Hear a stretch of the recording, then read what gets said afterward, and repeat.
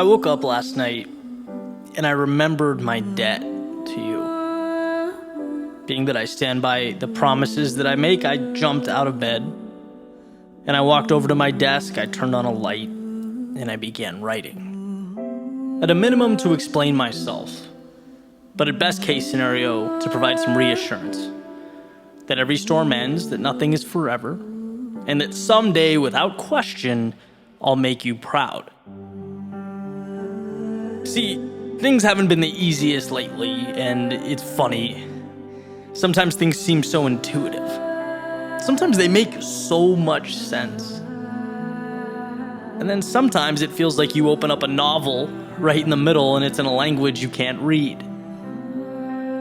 Life feels more complex than it really is, and I feel smaller than I really am, but don't be concerned. I've fought my way through worse. I promise you, you'll be satisfied with the result. And yeah, you might have noticed that sometimes I face the obstacle of juggling two sets of standards. Two definitions of success, mine and the world. What I love and what matters to me versus what will increase my status, my standing in society. And honestly, it pulls me in two different directions sometimes. Makes me think back to years past and that discomfort I've experienced, standing on an empty foundation. But believing someday something meaningful would stand there. Realizing that when you put your head down and when you block out the noise, you can finally hear the most powerful voice of all, your own. That's why you take L's in the short term, to acquire meaning in the long term. I've found that courage before, and I'll find it again any second now. Don't you worry. And sure, you might have seen that every once in a while I forget about life's abundance. I just do. I know it's true, but it feels sometimes like the world pushes me to forget. I start comparing myself to other people, and I start thinking about what I could lose, what people might say, about what could go wrong. And it's like, sure, I know I'm the gatekeeper to my own mind. I understand that. In fact, I cherish the idea. But I guess sometimes doubt catches that gatekeeper napping and slips through. I always catch him eventually, though. I've had doubts before, and really all I did was keep moving by them. Kind of like that time I went snorkeling in Key Largo. You had to make your way through this jellyfish field to see an underwater statue. My first thought was, this is crazy. But then you move in and you realize they just exist. They don't have control or an agenda. And if you find the courage, they become meaningless. You can float right by them. So don't worry, I'll swim through and you'll see me on the other end. And I will catch that view. Not for Facebook or for Instagram. Because in a way I owe it to myself and I owe it to you. I didn't make these promises to run when things got challenging. I made them because they meant something. And yeah, from the outside in, things are not perfect. I get that. I understand. But if you just hang tight, if you just remember that I've been there before. I've climbed out. I've come back. In fact, the deeper the valley and the darker the night, the clearer the answer always becomes when I emerge. And it may be a journey, but however long it takes, I've gotten there. And I have to admit, yeah, it feels funny writing a letter to myself, but I need you now more than ever. You've always been my toughest critic, and I appreciate that, but now I need you to be my biggest fan. To remind me that life can be confusing and seemingly contradictory, uncertain, and even chaotic. But that doesn't mean I'm not right where I need to be, right where we need to be. And if you'll just believe in me, if you'll hop along for this ride, you'll see that as sure as I'm sitting here writing to you now, I will make you proud.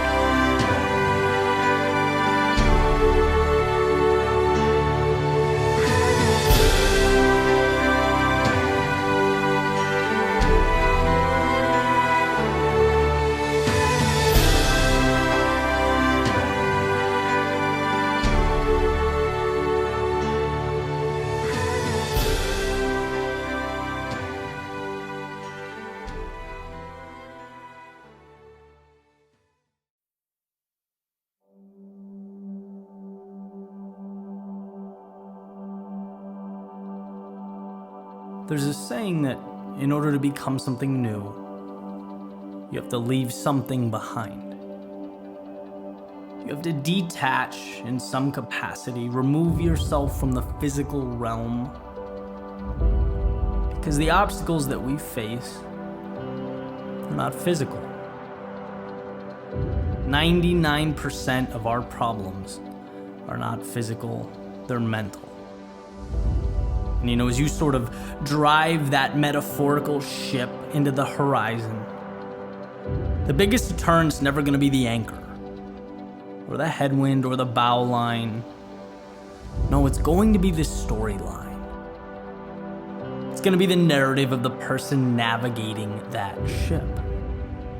And it's interesting, because our first inclination when we feel stuck, it's always to point out, attribute our problems to the world and this predetermined position within it. Maybe that's the issue. We take our power, we put it into the universe, cross our fingers, and hope things work out. But that will always be a losing proposition. It will always come crumbling down. Because it's not the world that keeps you from showing up. You're not physically incapable of taking that first step, or growing, or evolving, developing, becoming something new. No, that demon lives in your head. That's the mental Goliath we struggle with, right? Because there's cognitive dissonance between who we know ourselves to be and who we want ourselves to be. That's the sea we have to cross, the terrain we have to navigate. It's not the physicality of taking the steps.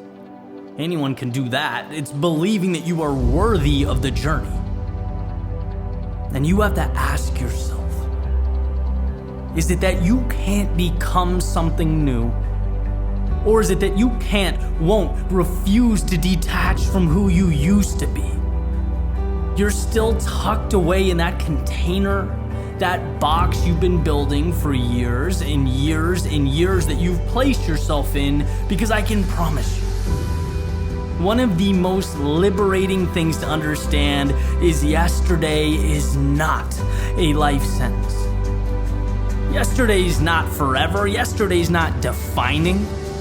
It's simply a stepping stone.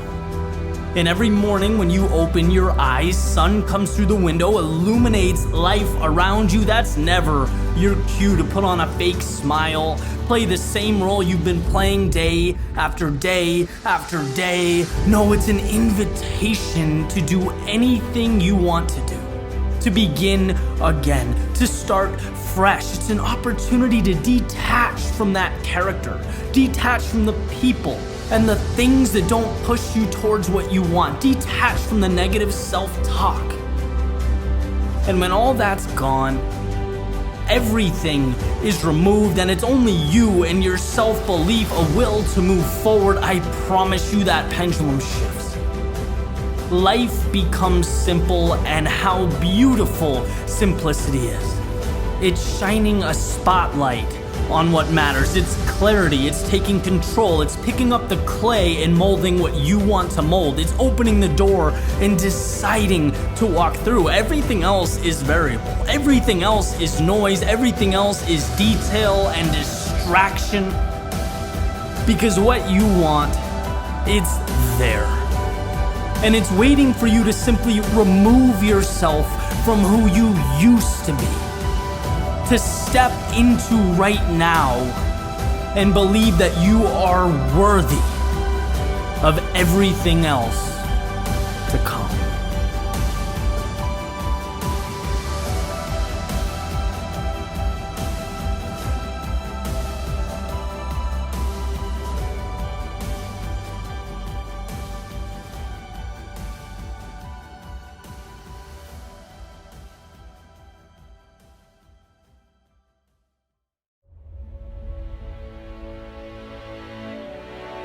For a second, imagine that feeling in your stomach. The nerves, the discomfort, maybe even the doubt as you walk up to do that one thing that scares you, that stretches you just a little bit further than you're ready for. And as you move towards that sort of dark unknown, the mysterious discomfort, what's on your mind? Are you starting to rationalize? Maybe you're asking yourself, hey, why did I do this to begin with? It seemed like a good idea at one point. It seemed bold and adventurous. But now it seems like the wheels have hit the road and the narrative is shifting in real time. So try and recreate that feeling for a second. Looking fear in the eyes. Capture what it means physically, mentally. For me, it was public speaking, right? Half a decade ago, standing backstage, palms sweating, little voice in my head saying, hey Ed, cubicle doesn't seem so bad right now, does it, genius?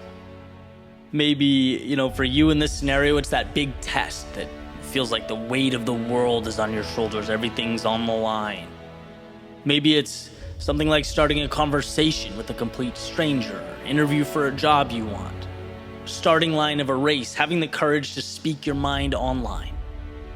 Maybe it's doing something your family doesn't quite get or your friends won't understand, cutting ties with what's comfortable, a decision to be what you've always wanted to be. There's a million possibilities, right? There's a lot of fear that we dance with on a day-to-day basis.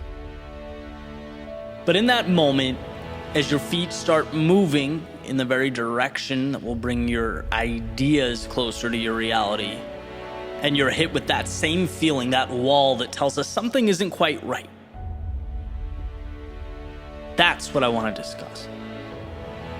Because it's hard to be met with this feeling and still move confidently in the same direction, right? There's cognitive dissonance there. How can something feel wrong and be right? Should there be disconnect? It's funny, I really enjoy reading quotes, and particularly Lewis Carroll has resonated with me over the years. Things he said in his works, they're witty, they're funny, but they're powerful. And one in particular stood out to me. It's why sometimes I've believed as many as 6 impossible things before breakfast. I just loved the concept, the idea of immersing yourself, in the impossible, in the difficult, the thing that's not right in front of you, but sort of creating it as you go.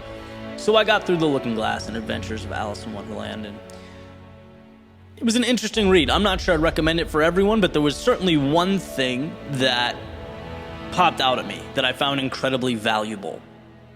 And it was in Alice's journey holistically, right? So she goes into this rabbit hole, and the world is basically upside down. Nothing is as it was before she jumped. Nothing really makes sense. And what you see is her progression as a character, as she starts continually embracing the thing that feels abnormal, upside down and weird. But with each decision to move forward, she completely redefines this insane world that wasn't particularly warm and receptive to Alice to begin with. As she stands up to a queen running around ordering executions, she navigates a world with new rules and guidelines. She transforms the boundaries that used to define reality. And what I think is valuable is that there really wasn't this boom, transformative moment where everything changes. She just keeps subtly saying yes. She keeps moving forward without knowing for sure how things will work out or unfold, as if she's supposed to. And she becomes so accustomed to suppressing that feeling of fear and uneasiness that it almost becomes comical. She goes with it and becomes the author of a new story. She becomes untouchable in this world. And my point here, and for those of you not a fan of Alice in Wonderland, I appreciate you hanging on, but where these dots connect is that it's actually a pretty simple idea. Life unfolds in a way that is unimaginable when we shift our thinking from, oh no, here comes that feeling in my stomach again, my heart's pounding, my palms are sweating, so I've wandered too far. When you change that to, here comes that feeling in my stomach, heart pounding, palms sweating, so here comes the beginning of something incredible, life shifts. See, it's not running from that temporary feeling of fear and discomfort, but harnessing it. It's a weapon, it's a tool, right? It fuels the rocket ship headed to the moon. It's the water that seed of opportunity is dependent upon. And sure, it feels new and unsettling, and yeah, it's uncomfortable, but so is, as we learn, everything good. And sure, you could turn back. You could avoid that manufactured confrontation altogether, but man, you have to be okay never knowing what those peaks could have been. You have to be content imagining a life of adventure and not living it. And to me, that's a much steeper price, right? Because that feeling of fear in your stomach, it's temporary, it goes away, but the feeling of knowing you walked away when life held out its hand and offered you more, that doesn't go away. And see, I look at it like this. Two things change every time you say yes. Every time you acknowledge the organized chaos and move forward anyway, you move both your internal and external worlds one step forward. Internal, because life is your identity. And as has been said before, humans always follow through on who they believe they are. I've heard actors saying the most important decision they make is the shoes they put on, because it lays the groundwork for how you feel. You just feel differently about yourself in clown shoes than you would in basketball shoes than you would in dress shoes. You feel different about yourself in a suit than you would in sweatpants. And this doesn't mean go reassess your wardrobe. It highlights how malleable identity is. Yeah, we follow through on who we believe we are, but the powerful thing is who we believe we are is created every single day. Every time we use fear to propel us forward, right? Your subconscious goes, okay, that's who I am. Someone who does the uncomfortable thing, someone who is okay with fear, that's me, right? And that's the internal foundation that means everything. That's how identity is constructed. And if you stack that up with action every single day, you won't even be able to recognize yourself. That's the internal transformation. Then there's the external transformation. Every time you push through fear, you level up, not significantly, right? You aren't immediately transformed. In fact, sometimes you don't even notice. But the truth is, after you say yes, after you take that step, you're fractionally further than a few minutes earlier. Your relative ceiling is now the floor, and it's time to take another step. This is how you create distance over time. So when you hear the word fear, let's rewire that reaction. Let's change how we think about it. Because it's not a monster in the closet. It's not some demon staring you in the face. No, it's a ticket to something more, something to be embraced and coveted. It's the next little step in your journey, and why when most of the world bows down to that feeling of discomfort or instability and stays the same, you will have moved forward. Not in a single leap, but a step that over time will become the reason that at some point, when you look over your shoulder, you'll find a life, a world, a reality that is unrecognizable in the context of where you began. It's why fear is not to be avoided or even tolerated, but sought out as the single variable that puts a pulse in your aspirations, gives hope to your dreams. The ideal life is not predicated on the avoidance of fear, but the ability to harness and capitalize on its power.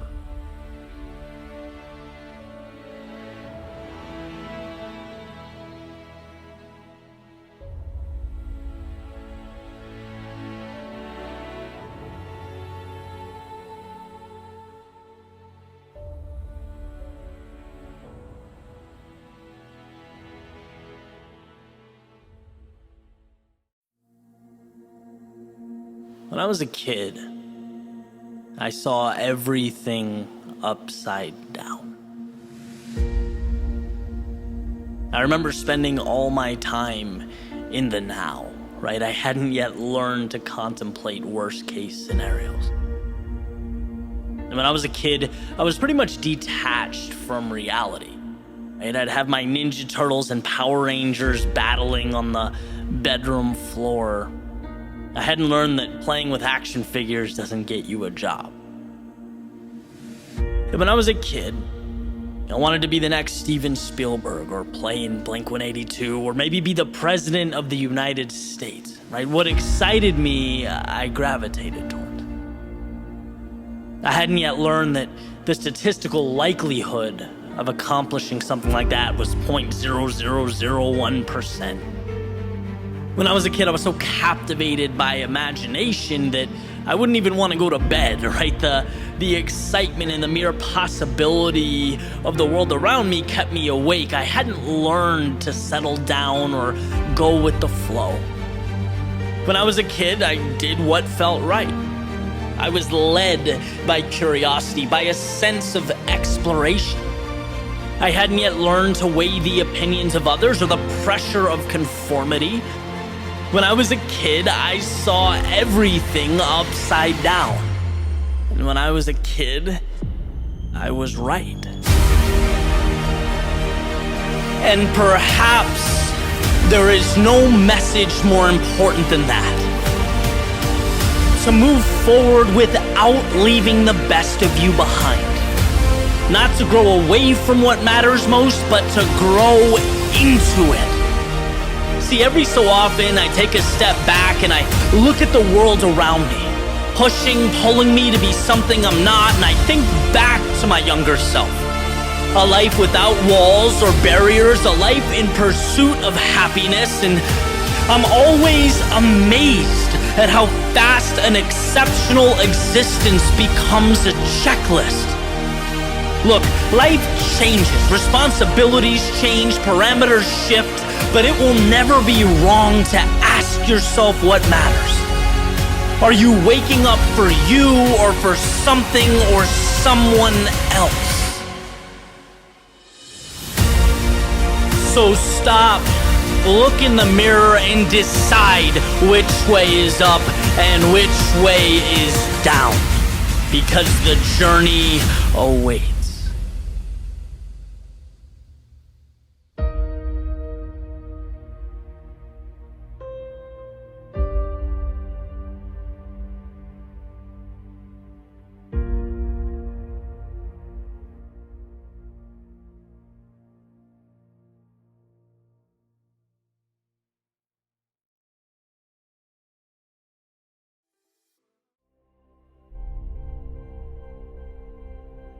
What are you willing to endure? Because to become something more is not to react to the world, but to create a new one, yours. As my dad explained to me when I was in grade school, it's taking initiative, right? Seeing what isn't there, what's needed, and then making it happen. And while the setting certainly changed, the situation is no longer about helping around the house so I could go to the concert with my friends. Right now, as we get older, our world seems to get bigger along with us. The stakes are higher. Now it's everything I see when I open the blinds and I look out that window. It's all there. And we can have as little or as much of that as we want. But what we receive will always be directly proportional to what we're willing to endure, to how long we push forward before results arrive, how long we can carry on with the sole company of our beliefs. It's about Bezos packaging and delivering his own books from a garage. Right, knowing it's not about today, it's about tomorrow if he can just hang on, if he can just endure. It's Tony Robbins with $20 in his bank account, knowing that has no reflection on him or what he's capable of if he can just hang on, just keep pushing. It's not that they had the ability to bring their dreams to life. A lot of people do. They had more. They had patience. They had the discipline, right, to remain calm and collected. That's nerve-wracking. That can be unsettling. They had the ability to be focused, to remove all the noise around them, the doubt that stops people before that desired payout is achieved. And one of my favorite ways to look at this concept of growth is a little anecdote about lily pads in a pond. And basically it's posed as a question, right? So the lily pads in this pond double in size every day. And by day 30, the pond is completely covered in lily pads. So then what day is it half covered? Like, that's the question. And a lot of people, instinctually, they say, oh, okay, day 30, half of 30 is 15. So on day 15, it was half covered, but that's wrong. They're doubling every day, which means the pond wasn't half covered until day 29 and only a quarter covered on day 28.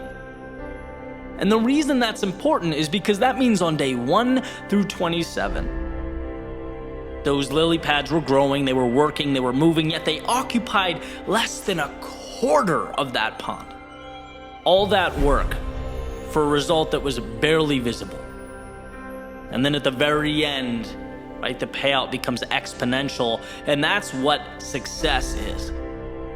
That's what it means to pursue anything of significance. It's days, months, years of unrecognized work, of marching forward, covering ground when no one knows or cares or believes except you.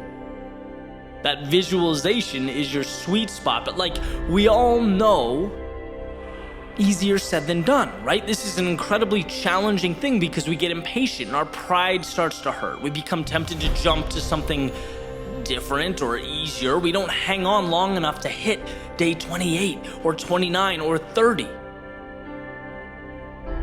When things really start to evolve. It's like James Clear's metaphor in Atomic Habits, right? Where you have an ice cube sitting in a room and it's freezing and you start slowly shifting the temperature up. You don't see anything going on with the ice cube. Not until you hit that 32-degree mark. But there are things happening when it goes from 26 to 27 degrees and 27 to 28 and 28 to 29. Those little molecules are moving and bouncing around. But then boom, suddenly it hits that mark and it changes rapidly right in front of you. But that's why this single shift in perspective changes everything. It's not about right now. You're doing this for the exponential growth to come. You're believing, you're laying the groundwork. To what I call the overnight success period. When the world finally recognizes and goes, who is this? Wow, that was quick. Maybe they have no idea about, day 1 through 27. They don't know about the effort and the mental gymnastics. They don't know how many times you had to talk yourself out of quitting or out of rationalizing a day off. They just don't know the road you took to get there, and that's fine. In fact, that's the beauty of it all. You not only saw it first, but you brought something beautiful to life. By enduring turmoil, by navigating discomfort and chaos, you have become the maker of a new universe. Your universe. Because you stood there, because when others would have ran, turned back, you endured.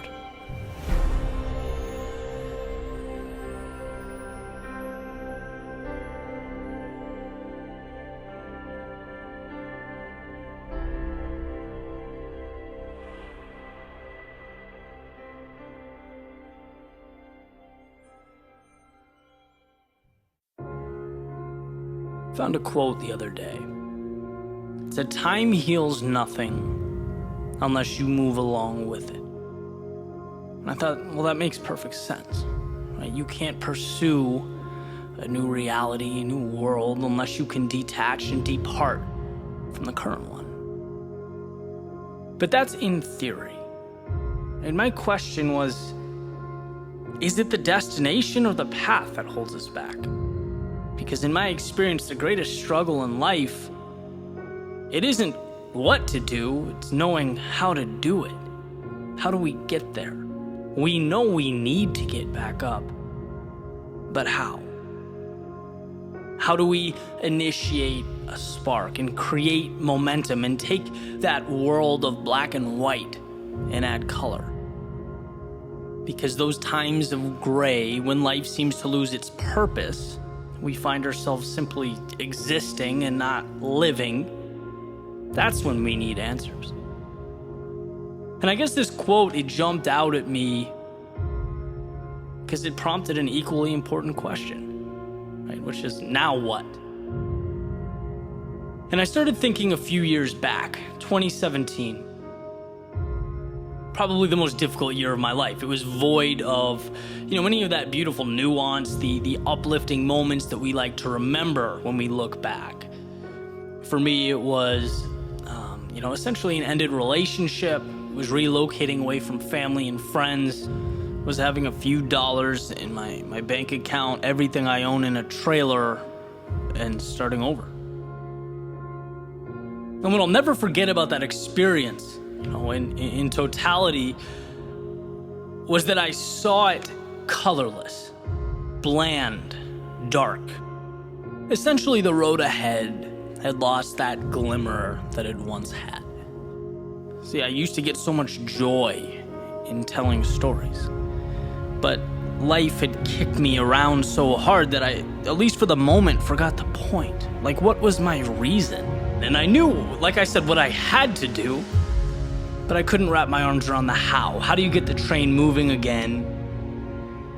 And then I got this email, right? And I'm gonna paint a picture for you. New apartment, trash, there's stuff everywhere, suitcases open. I hadn't shaved in 2 weeks, I'm exhausted, couldn't sleep, sitting there frustrated with my laptop. And the email is basically someone looking to create a documentary, asking if they could stay with me for 3 days and create a film about always maintaining discipline and living a productive life. And I just erupted into laughter, right? I don't think Seinfeld could have written something more ironic. It made no sense. But it caused me to reflect, right? I obviously declined the video. It just wouldn't have felt right or accurate in that moment. But I started to think, how is there such a gap between the old me and who I was sitting on that bed? Is this the new me? And if it's not, why have I allowed this imposter to stay so long? I've always said a life change is one decision away, a light switch away. Just reach out and find it. And when you're going through times like this, it's funny, life has a way of doing its best to conceal the beauty. It's like it becomes this black and white painting, and it stays that way. It stays that way until you put color into it, one brushstroke at a time. Because life is intimidating when you see everything you're not, when the blank canvas feels like emptiness and not opportunity. But life doesn't require of you the whole picture. Masterpieces, they aren't made overnight. They're not instantaneous. They are a product of trust, of faith. Not in the canvas or the brush, but in the artist. Through his eyes, he's capable of transforming his experience into art, his misfortune into meaning. Viktor Frankl uses the metaphor of a movie, each day being its own scene, where often they don't even come together until the very last act. Trust that. Believe that. But man, start painting. And the very next morning, like everyone before it, I woke up to a yellow beam of light, making its way through a crack in the blinds, painting the wall of an otherwise dimly lit room. But this time I saw it. This time I didn't close the blinds, I opened my eyes. And sometimes that alone is the little hinge that swings a big door, a door that I walked through. And I saw the green of the palm trees, the beauty, the simplicity, and thought, how lucky am I to be where I am when I am. I saw a blue sky, a miracle in its own right, that's not confined to story or narrative, and well, maybe I'm not either.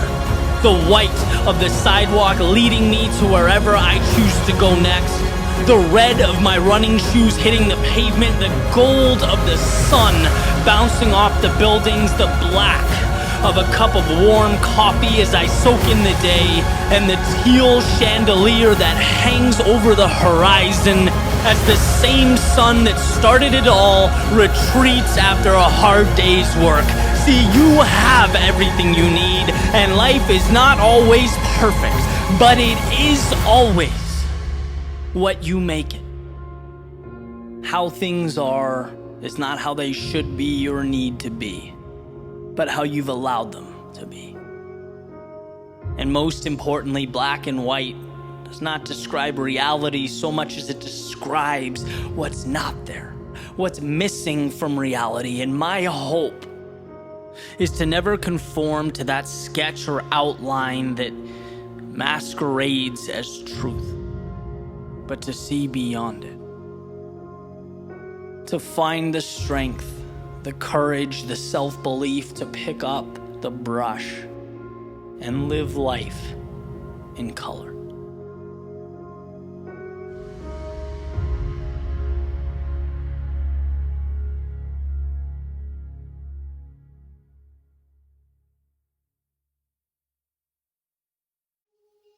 I always believed that possibilities were infinite, that nothing was off limits. And so I collected in this box my plans. And man, I had such a full agenda, right? If you look inside, you could see them. That one in the back, that was the plan I made to leave my job and start over. And there, that was where I was going to build a better relationship with my sisters. That one, that was piano. I was going to learn to play piano. And that one, that's where I was going to move to a little cottage on the lake. I've always dreamed of seeing the sunrise over the water. And that's where I was going to start the business and begin a family. That's where I'd run my first marathon. But time slipped away, and plans seemed to accumulate.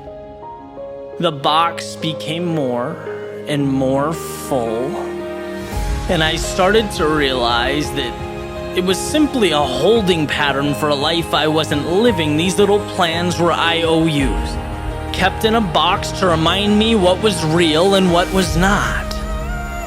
Maybe I missed the point. So I put down the box, slid it back under the bed, and I stepped out my front door and little by little began piecing together that new life. The job, the city, the cottage by the lake, the piano, the new relationships. I immersed myself in the detail. And what I saw was a life changing in front of me, not because of plans, but because I moved forward without them. As the saying goes, if you wait for the perfect moment, you will be waiting for the rest of your life. While the things you want most, they remain tucked neatly away on a shelf, gathering dust, evolving into could-bes or would-haves. So now I keep that box empty, facing my bed, so when I wake up every morning, I remind myself to leave nothing for someday.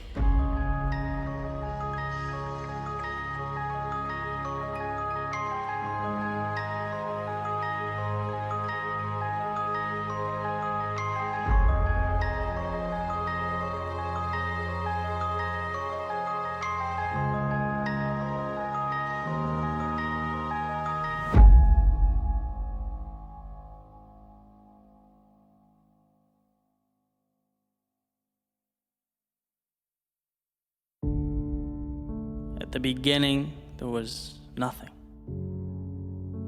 I'd just wait in line and bide my time.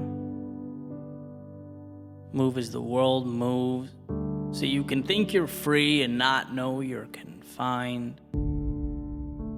Old stories and narratives, made just for me, and honestly, I'd never dare to live by new rules. Why? What would I do? There'd be nothing worse and those very plans falling through. Just imagine being the only one who happens to head for a horizon when the wheels fall off the wagon. Not on my watch. I'll watch the road, seatbelt fasten, nothing but time ticks away. See, everything else, it'll stay the same, okay? But then days, they turn to years, and I found myself in a maze that I made out of my fears, and regret seems to hang over my head like chandeliers, and nothing's wrong on paper, but paper planes need wings to reach new frontiers and new dreams. I guess they need new things, and some things they need to be made out of nothings, and those same things that you never dreamt about changing, they topple down around you, and my God, it's amazing. And those stars, yeah, they start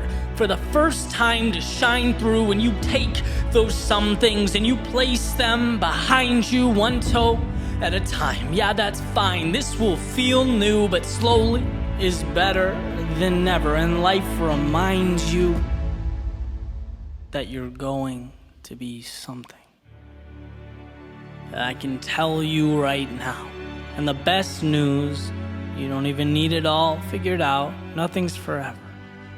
Yeah, some things, they cause doubt, but when you trust your reflection, you don't need a crowd, and you don't need the trophies or applause from the cheap seats. You don't need an army to accomplish the real feats, and you don't need answers. You need not be certain, just know nothing happens on this side of the curtain. And until now, it's been the tale of the elephant in the chair, and you've been held down by the pain and those chains that aren't there. But it's okay now. You can get up and walk away now, because in honesty, you really had nothing to compare. But now, don't you see, living is just being free of the nothings that felt like something momentarily. It's just a sheep in wolf's clothing. It's a bite with no teeth, so don't run. Pet its head instead, that little thing, so sweet. Look, life isn't set in stone, it's something that you see. It's where the heart and head converge. It's where the sun and sky, they meet. It's where time is unmasked and where the old you retreats. It's where nothing becomes a staircase under your feet. And when the day comes that you step back and look around and you know something isn't right, you know there's just more to be found. It's when your eyes see the wrong things and your ears the wrong sounds. It's when you believe those little nothings to pretend to run this town. Remember, nothing is forever, and forever nothing lasts, so keep that in mind every time something emerges and attacks. Today is yours and yours alone. Grab the keys and get the map to the moon. With the nothings that you choose, let's make something that lasts.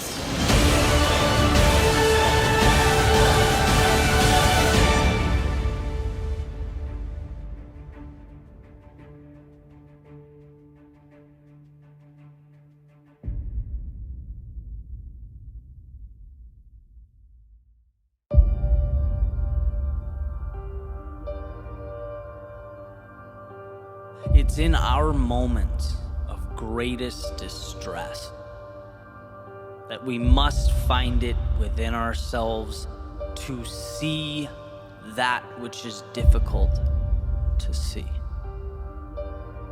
It's when things seem hopeless, tragic. It's when we feel lost that we forget a universal truth. Behind every struggle, no matter how big, there is a win, an answer, an opportunity for recreation. See, it's very easy in the midst of a storm to forget that it will pass. The dark skies block out the light, so we forget the warmth of the sun. And the wind and the rain, it forces us inside, so we forget the perfection that is simply breathing in the cool air. We forget that all storms have one thing in common. They come and they go. They are temporary. And what they leave is hope, answers, the clearest, brightest of skies. See, I'm not asking you to see something that's not there. I'm not asking you to imagine or live a life of make-believe. I'm reminding you of what you already know exists behind those clouds. Better days, your solution, your victory. I'm asking you to look to precedent. Because every day leading up to now has had its adversity. The road to the current moment was paved with trials and tribulations, and what you've done every day until now is figure it out. Find a way.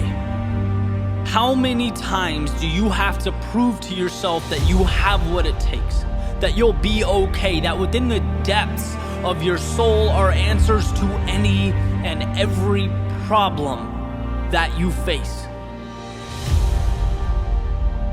I know things aren't easy.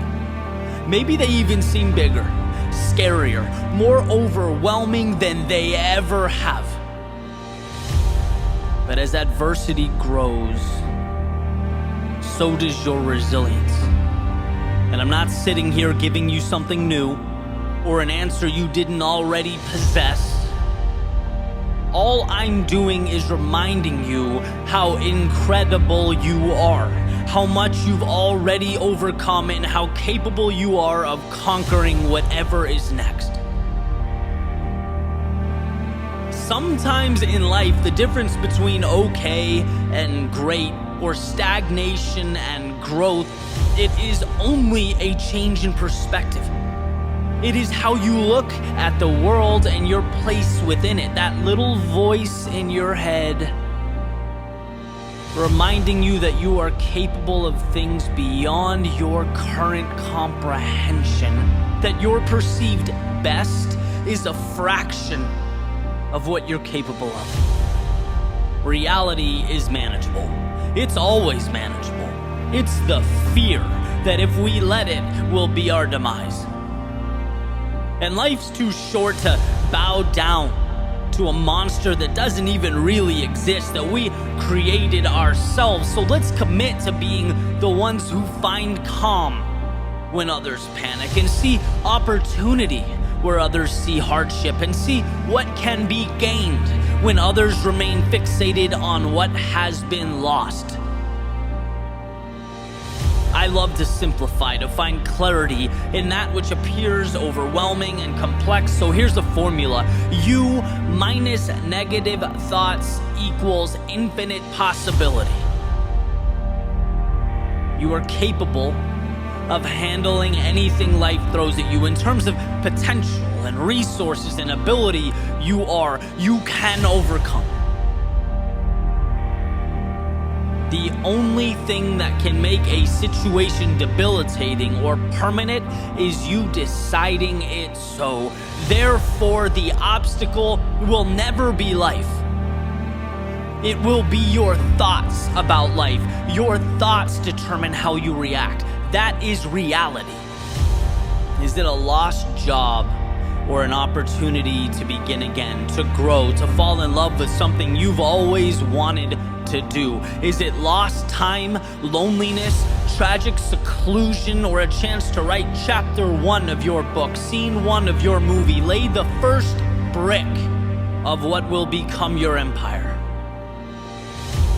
I've been sad and I've been happy, and I've been broke and I've had money, and I've felt alone and I've felt loved. But through it all, every step, every trial, every tribulation, I've come out stronger, battle-hardened, cognizant of the fact that happiness was a choice. Money is reacquirable, that some people go, but the ones that matter stay a part of you forever. Life is a gift. It's a gift when things are hard. It is a gift when they are easy. It is always a gift. So don't let your losses define you. If you get back up, it is nothing short of a victory. Armor that you now wear as you make your way into the world. A world that can push you down, but it certainly can't keep you there. Not if you don't let it. For your mind, your body, your soul, made of the same elements that surround you, the same stars comprising the universe, they have equipped you to weather any storm, outlast any earthly dilemma, do anything and be anyone. Never forget that.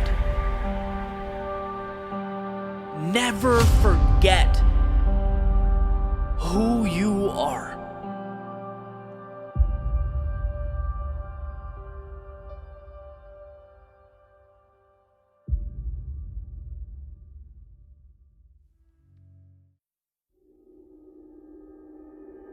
Being lost is not about what you don't have.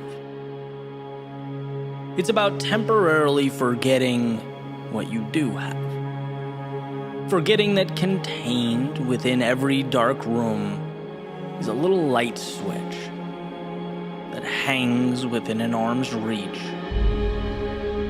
And see, the reason this is so powerful, the reason it's been so important to me, is because every time I'm in a lull or navigating a low point like we all do, I remember something that acts as that hand to pull me back up. I remember that everything I need, I have. See, I used to use the word stuck as to imply immobility, being powerless to the outside world, when in reality, I just had to remind myself that the path to recreation is always in front of me. And the map needed to navigate is always folded up in my back pocket. In essence, what I learned is that helpless is not a situation. Helpless is a decision. And one I'd simply never choose. Life's challenges, they are not a display of your insufficiencies. No, they are a reminder of just how powerful you are. If you never let yourself fall, hit a low, or lose your way, you'd never get to see the miracle that is your resiliency. You'd never get to look in the mirror and see the reflection that is the conqueror of worlds and the slayer of dragons. You'd never get to climb the mountain from which you'd ultimately look down and see a world of your making.